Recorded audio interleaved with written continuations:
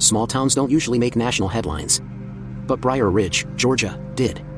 A place with 2 traffic lights. A diner that closes at 7. And a sheriff who knows every resident by name. Nothing ever happens there. Nothing serious. Nothing violent. Until the morning of October 14th. The day everything changed. The day the entire town froze in fear. The day a crime so chilling, so unexpected, so brutally precise, shattered the illusion of safety forever. And the worst part? Investigators thought it was random. A one-off. A cruel twist of luck. But they were wrong. Dead wrong. Because inside this peaceful southern town, someone was hiding a secret. Someone who knew the victim. Someone no one suspected. Someone who wasn't finished. It started at 6:42 a.m. A jogger, 41-year-old Marie Collier, was running her usual route down Old Creek Road. Fog thick as milk. Cold air biting her cheeks. She noticed something strange near the treeline. A shape. Still. Unmoving. At first she thought it was an animal. But it wasn't. It was a person. A young woman. Face down. Clothes torn. Skin pale. Marie screamed so loud a neighbor heard and called 911. Within minutes, Sheriff Tom Briggs arrived. A man who'd handled everything from break-ins to missing farm animals. But never this. The victim was identified as 18-year-old Lily Mae Carson, a college freshman home for fall break.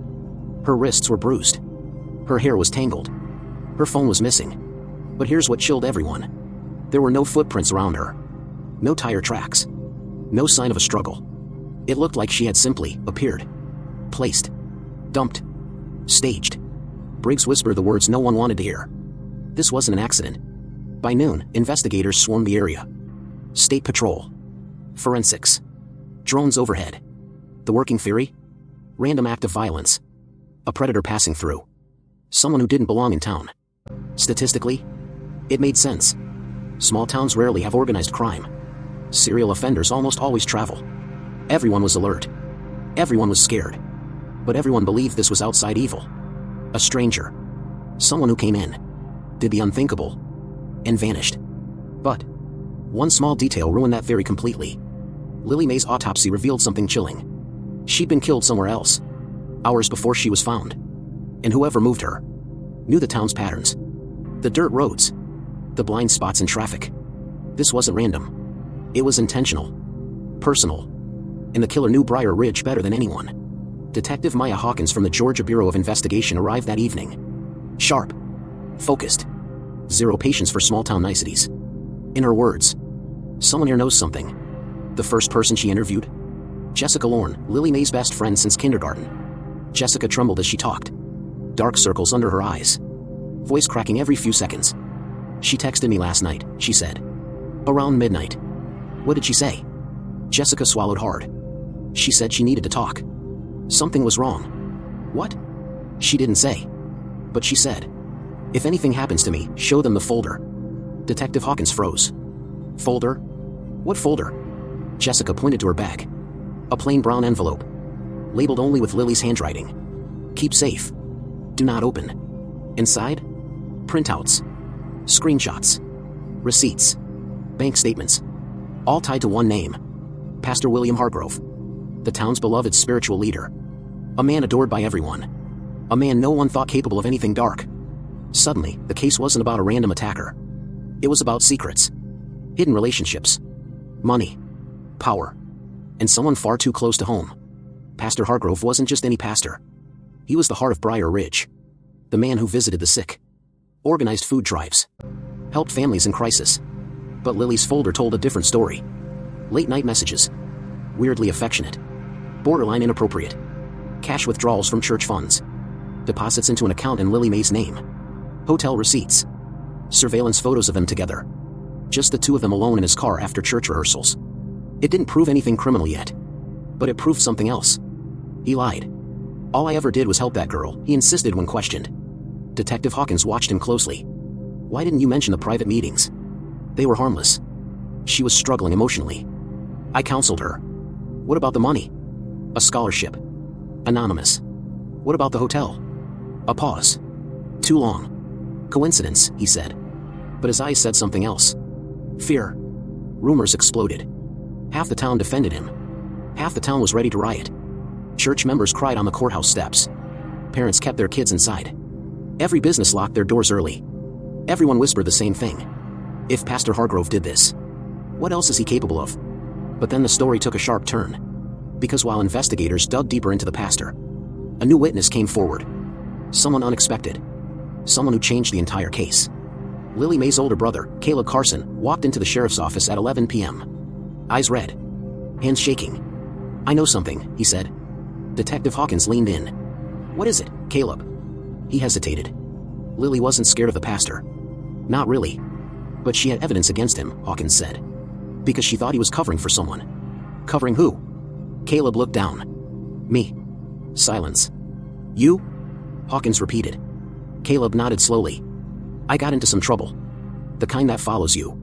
Lily found out. She said I needed to come clean before someone else did. "What kind of trouble?" He didn't answer.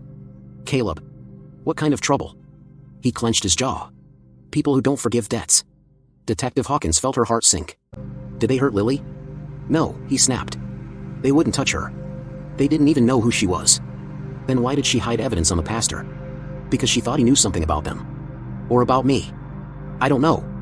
"You think the pastor killed her to protect you?" But Caleb said nothing. Just stared at the floor. Shaking. Broken. Hiding something. Something big. Something dangerous. The investigation widened. Detectives pulled Lily's phone records. Bank statements. Social media messages. But one detail stood out. At 11:37 p.m. the night before her death, Lily called someone 5 times. The calls lasted seconds. All unanswered. The number belonged to someone who had never been on the investigators' radar. Someone who had lied about their alibi. Someone with a temper. Someone connected to both Lily and Caleb. Her ex-boyfriend, Tyler Grady. Football star. Local celebrity. Family with deep pockets and deeper secrets. When detectives questioned him, Tyler smirked. "I haven't talked to Lily in weeks." "But she called you," Hawkins said. "That's not my number. It's registered to your name. My dad pays for a lot of phones. But this is the one you use." Then someone else spoofed it. Hawkins hated liars. And Tyler was lying with confidence. She walked closer. "You were the last person she ever tried to reach. Tell me why." "I don't know." "You do." "I really don't." He grinned. She didn't. "You're not as smart as you think," she said. Tyler shrugged. "Neither are you." But what he didn't know? Detectives already had a warrant for his phone data. And the truth inside it was worse than anything they expected. Tyler's phone logs revealed everything.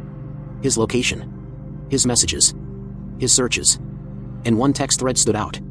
"Tyler, she's going to ruin everything. Unknown contact, then handle it." "Tyler, I can't." "Unknown, you don't have a choice." Detective Hawkins read the messages aloud. Tyler's face drained of all color. "That's not what it looks like," he whispered. "What does it look like?" Hawkins asked. He didn't answer. But someone else did. Tyler's father, Douglas Grady, walked in with a lawyer. A man known for buying silence. Buying loyalty. Buying outcomes.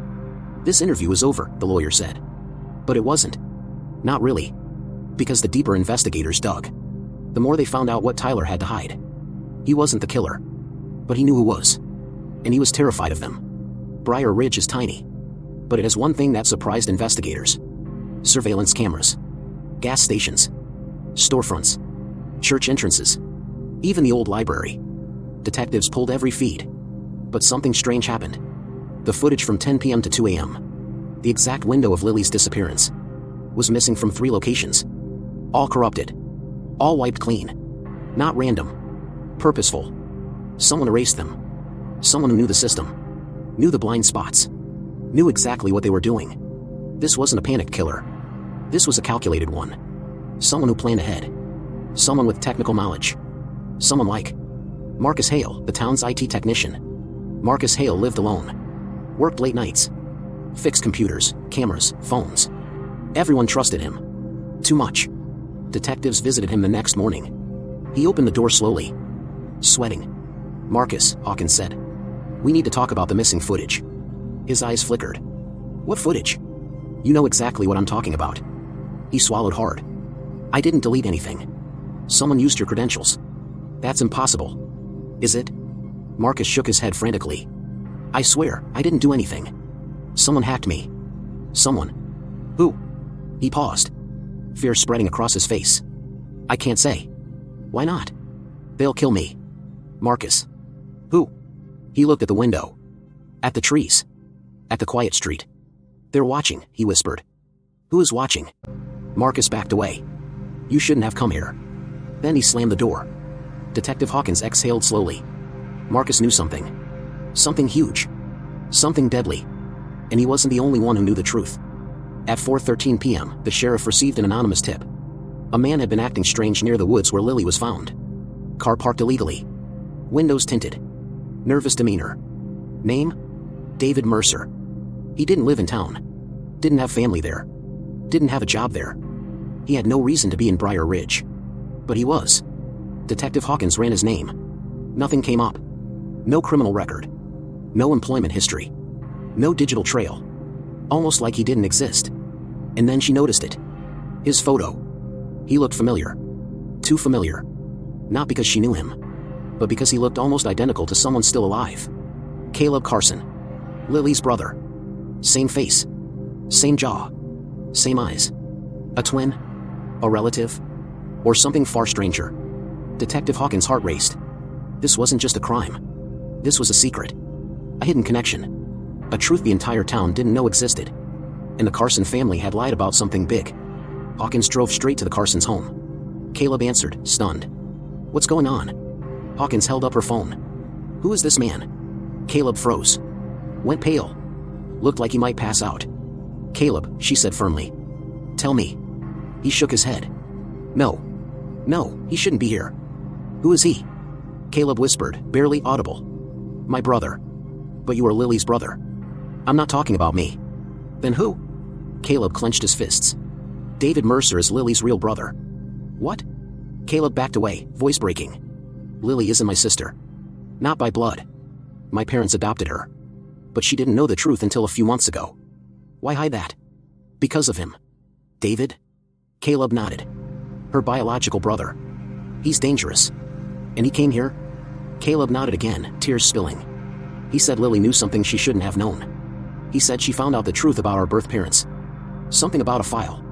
A secret. Something he never wanted anyone to see." Hawkins stepped closer. "What file?" Caleb whispered. "I don't know. But he said if she told anyone, he'd make sure she stayed quiet." Investigators pieced together Lily's last night.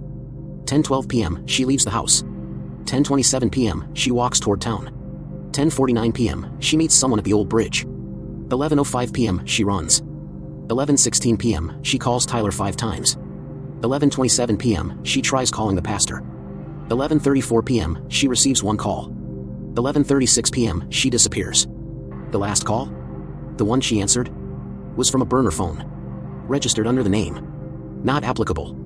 No address. No billing. Just one location ping. Outside the old abandoned mill. And that was the last place anyone saw Lily alive. Detective Hawkins, Sheriff Briggs, and 2 deputies approached the mill at night. The air was cold. Silent. Dead still.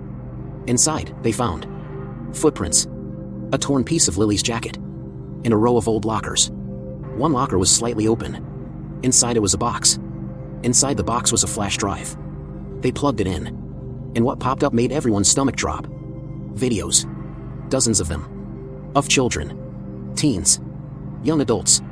All filmed without their knowledge. Dating back years. This wasn't just a murder. This was exploitation. Blackmail. A hidden network. And Lily had stumbled right into it. The oldest file? Dated 18 years ago.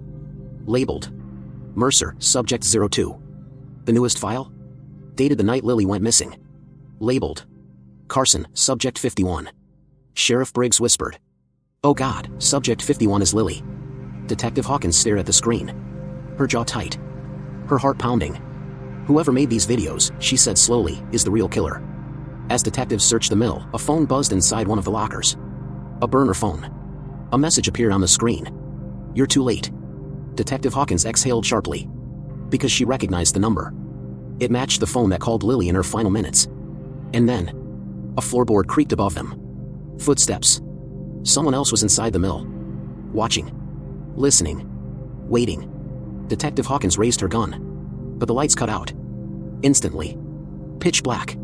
No warning. No hum. Just silence. Then, footsteps. Slow.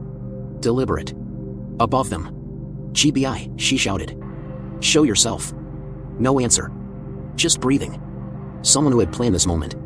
Sheriff Briggs whispered, "We're not alone." Then, a metallic click. A door slamming shut upstairs. Running. Fast. Too fast. "Move," Hawkins yelled. They ran. Flashlights flicked on. Beams slicing through dust and darkness. They reached the stairs. And stopped. The flash drive was gone. The locker was empty. The burner phone? Still there. Buzzing. One final message appeared on the cracked screen. "You found what I wanted you to find. Now find me." Then the phone shut off. Forever. Outside the mill, sirens wailed. Units converged. Roads blocked. Helicopter requested. But whoever had been inside, they vanished. No footprints. No vehicle. No witnesses. Like smoke. Detective Hawkins stood in the cold Georgia night, jaw clenched. "They were here for the drive," she said. Sheriff Briggs nodded. "They wanted us to see part of it. But not all of it," Hawkins replied. Because one truth was now clear. This wasn't just about Lily. This was bigger. Much bigger. And it had been happening for years. Back at headquarters, forensic techs examined what remained on the laptop. File fragments. Metadata. Hidden directories. What they found was disturbing. The videos weren't random. They were categorized. Labeled. Archived. Each subject had a number. Each file had timestamps. Locations. And notes. Behavioral notes. Compliance scores. Threat assessments. This wasn't a lone predator. This was a system. A program. And someone had been collecting material for almost 2 decades. Detective Hawkins stared at the screen. "This is organized," she whispered. "Who builds something like this?" Briggs asked. Hawkins didn't answer. Because she already knew. Only someone with power. Money. Protection. Someone who never expected to be questioned. At 3:17 a.m., a junior analyst flagged something strange. The earliest files didn't start in Briar Ridge. They started somewhere else. A place just 40 miles away. A place with a familiar name. Stonebrook Youth Outreach Center. A now-defunct nonprofit. Closed 12 years ago. Due to funding issues. But the board members? They were still alive. Still influential. And one name stood out immediately. William Hargrove. The pastor. The same pastor Lily had been investigating. The same pastor who claimed innocence. The same pastor who suddenly couldn't remember certain years of his life. Hawkins slammed her hand on the table. "He didn't start this," she said. "But he's part of it." Detectives brought Hargrove in again. This time, no pleasantries. No church talk. No mercy. Hawkins dropped photos on the table. "You recognize these children?" Hargrove's face drained of color. "You said you never met Lily alone," Hawkins continued. "But you met dozens of others." Silence. "You helped run Stonebrook," she said. "You had access. You had trust.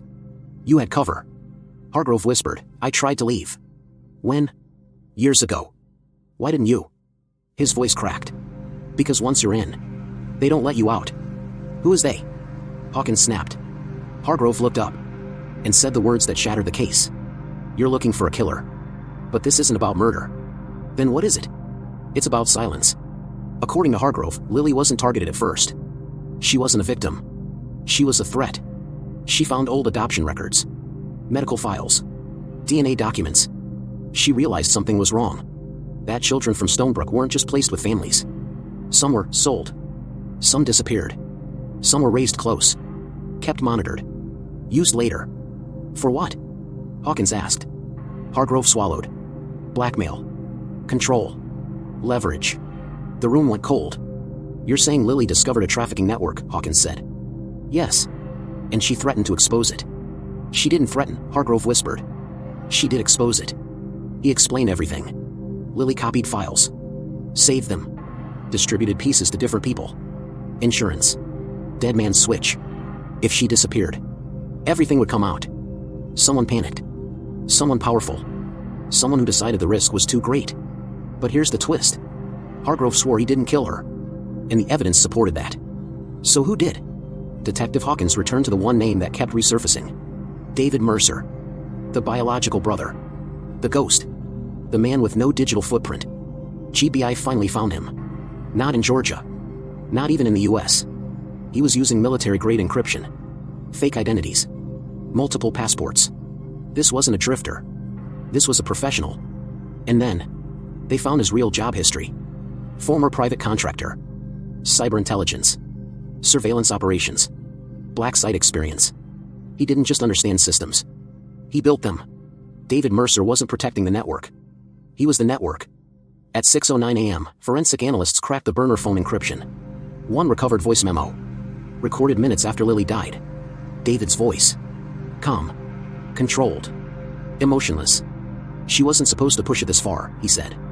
She knew the rules. Then, I warned her. Detective Hawkins felt sick. Because Lily wasn't silenced randomly. She was executed. By her own brother. But here's where everything flipped. David didn't kill Lily to protect himself. He killed her to protect someone else. Someone higher. Someone untouchable. Someone who had funded Stonebrook. Someone whose name was never on paper. Someone who had already been interviewed. And cleared. Douglas Grady. Tyler's father. The man with the money. The man with the lawyers. The man who paid for silence. The man who raised Tyler around Lily. The man who knew exactly who she was. And what she could expose. David was the cleaner. The eraser. The last line of defense. GBI prepared a raid. Multiple locations. Simultaneous arrests.